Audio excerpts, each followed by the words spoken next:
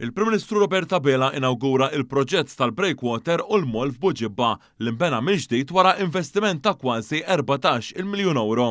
Fid-diskors tiegħu tal-okkażjoni u saħaq fuq l-impenn tal-Gvern li jkompli jissaħħaħ it-trasport domestiku bil-baħar.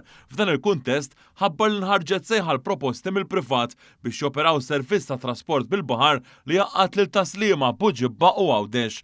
Il-Prim Ministru sostna li dan il-pass se jwassal għal sistema ta' trasport marittimu aktar effikaċi u iżjed użata, mhux biss bejn il-portijiet ewlenin u l-Gżejjer, iżda wkoll f'żoni oħra.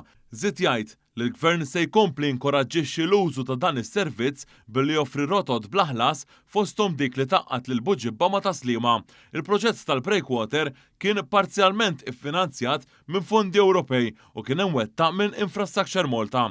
Ix-xogħol kien lest fil-ħin u minkluda l-kostruzzjoni ta' moll twil 180 metru li jnaqqas l-effett tal-mowġ fil-bajja u jipprovdi protezzjoni aħjar għad-dajjes taż-żajt u bastimenti żgħar. Imbniet ukoll fera ta' 36 metru biex toffri aktar ken f'kundizzjonijiet ta' temp qawwi flimkien ma' terminal ġdid mammar b'faċilitajiet għal passiġġieri inklużi żoni ta' stennija fil-ken.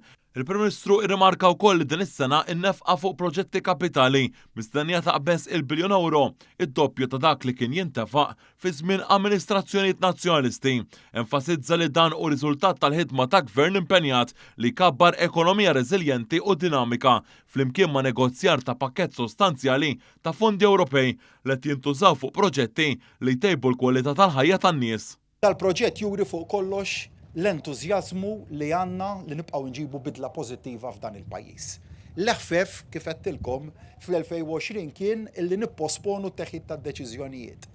Imma x'konna ambizzjużi dakinhar u ħadna deċiżjonijiet li hemm minna illi kellhom jittieħdu.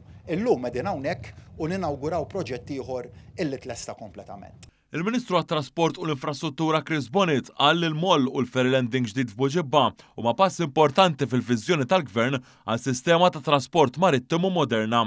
Il-Ministru responsabbli mill-fondi Ewropej, Stefan Zrinzo Azzopardi, qal li dan il-proġett jagħmel parti minn inizjattiva USA li tinkludi investimenti madwar Malta u Għawdex għal mezzi alternattivi u sostenibbli ta' baħar fuq l-art u fuq il-baħar.